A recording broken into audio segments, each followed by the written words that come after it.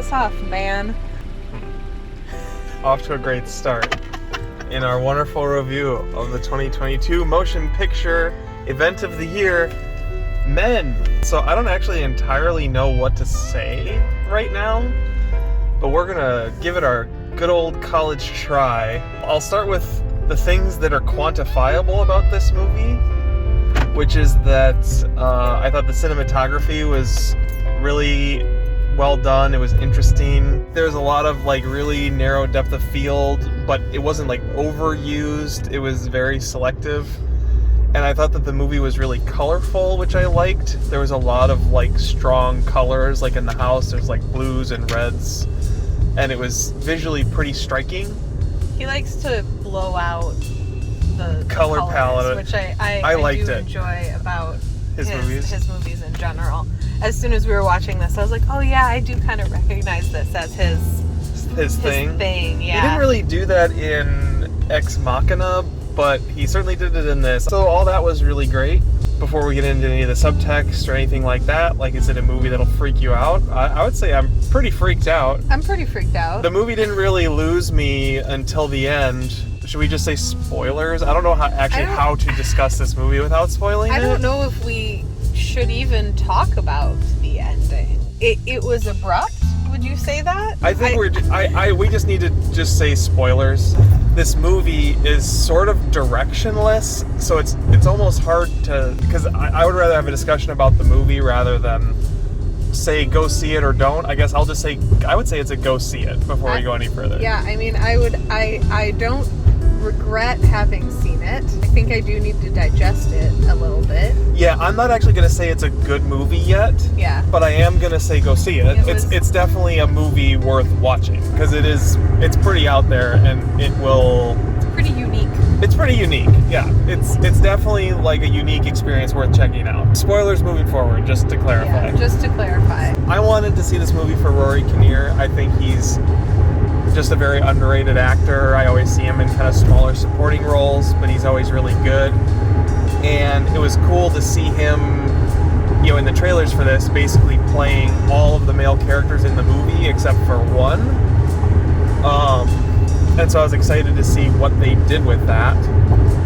And I was a little disappointed that there weren't more characters almost. Like the movie kind of implies there's going to be more, but you pretty much see all the different versions of him in the trailer. But I think he killed it. I think he was really good. I think that the lead, I'm sorry, I don't know the actor's name that plays Jessie Buckley. She was also really good. I would say performances is another thing. Like this movie has in the bag, great performances. So the premise of this movie is there is a woman who is in an abusive relationship and she leaves her husband and he goes up, she kicks him out of the apartment, locks him out, and he goes upstairs to her upstairs neighbor's apartment and either throws himself off the balcony or falls trying to get into her apartment. It's unclear.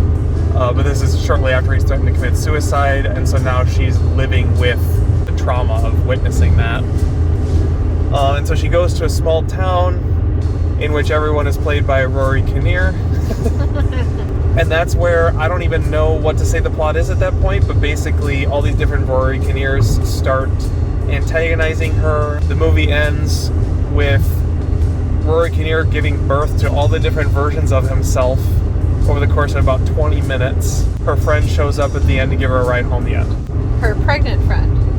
Yes, which that's an interesting reveal because that is not revealed until the very end when she gets out of the car. Yes. So it's kind of like, that's maybe the biggest spoiler of the movie is, did you know her friend that she talks to on the phone is pregnant?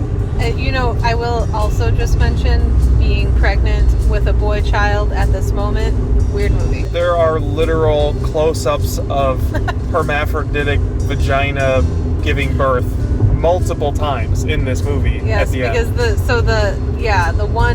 the original man gives birth to another man gives birth to the boy. The boy. And then it's not over yet because of the boy. And then it just keeps going, and each birth is from a different orifice that is not a vagina. It's a vagina the first two times. But then there's a vagina on the vagina because they're all men. No, the one guy is a hermaphrodite because he gives birth and he has a vagina also.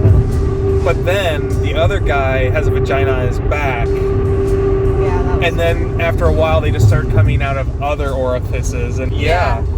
So like my journey through this movie, I'm sitting there watching the movie and I'm like, so they're either going to explain why everyone is Rory Kinnear or they're not.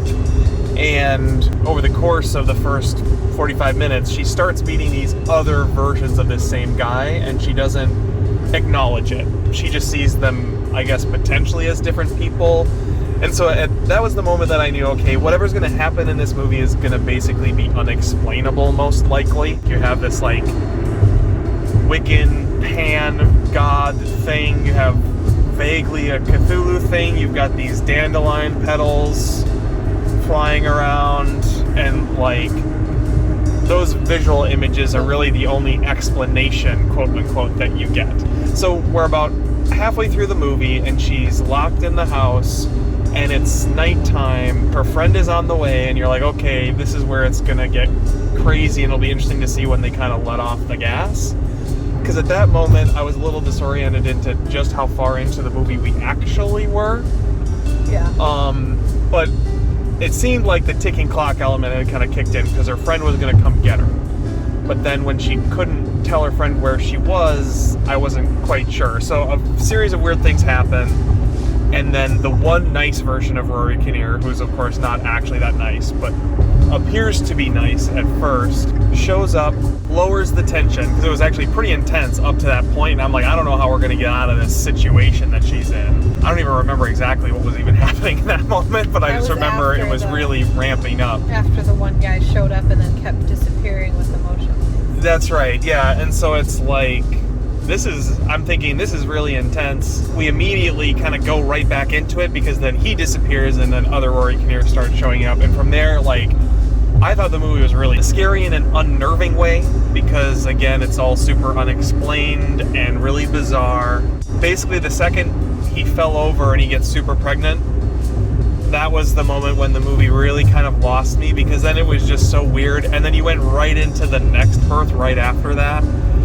And it's like, okay, you're now officially so weird that it almost doesn't matter. We left out the most important thing, which was the final birth is her husband coming back from the dead, ? To terrorize her even more. You do see in the preview really the catalyst event, which is that her husband jumps / falls from a window or from a balcony, and she witnesses it, essentially. You see that in the preview. She's standing in the kitchen looking out the window, and she, in kind of slow motion, sees him fall past her window. They introduce the fact that she wants to separate from him, and he does not want that. He basically says, if you leave me, I'm going to kill myself, and that's going to be your fault. And she immediately rejects that idea and says, you can't put that on me. That's not my fault. To me, the whole rest of the movie is her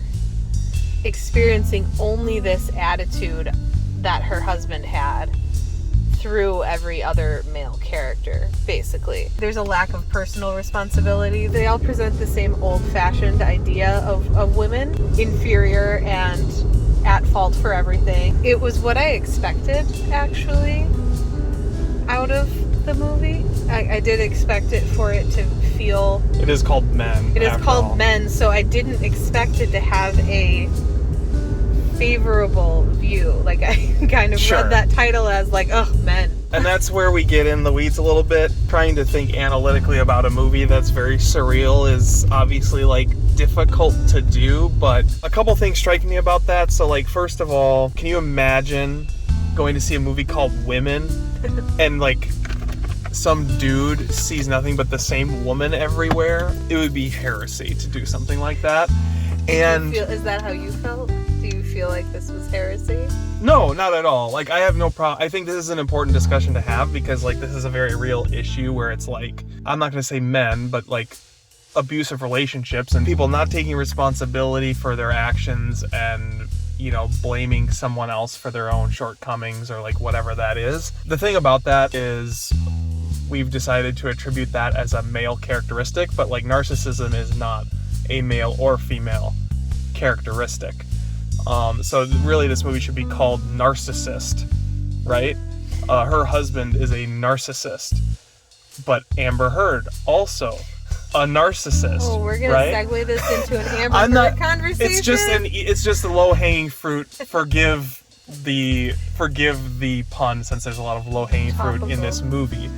But I mean, literally though, right? Like, and I don't think anybody looks at Amber Heard as like, wow, like she's really bending genders by how narcissistic she is. Like, some people are just evil like that, right? So to just attribute that as a male characteristic, I think is just patently wrong. You can look at it outside of the aspects of gender and just two people in a relationship, and I think it has actually a very powerful message. So yeah, and that's nice up, to hear you say, because I was gonna ask you that question, because when we saw this preview, that's what you were worried about. You were like, this is just gonna be an I hate men fest.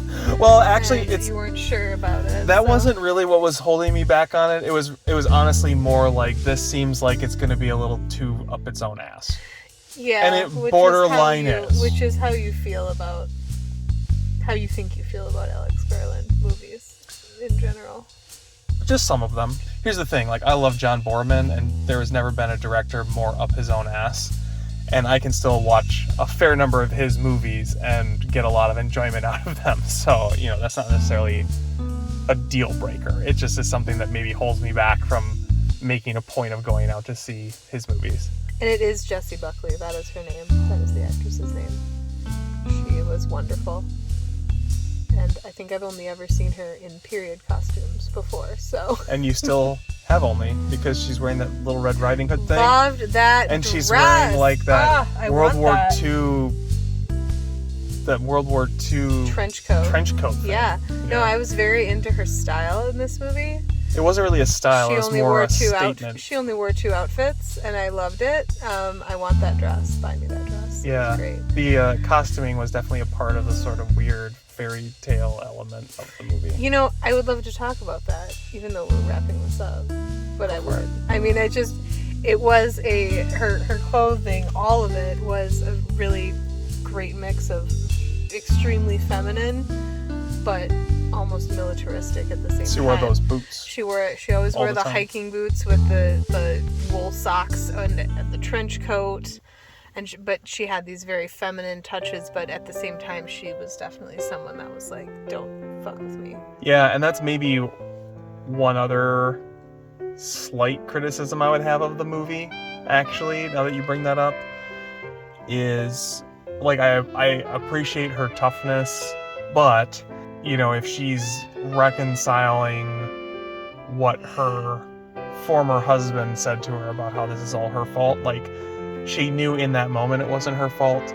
She spends the whole movie, like, reiterating, you can't put this on me. And then at the end, she's in exactly the same place she was at the beginning of the movie. Like, it might have been more value add for her to be just a little bit more battered at the beginning, or a little more self-blaming, so that she had somewhere to go at the end. Because part of the problem with that last 20 minutes, as it's just getting ridiculous, is she's just kind of a rock. Like, her character doesn't grow or change from the beginning of the movie to the end. I would disagree.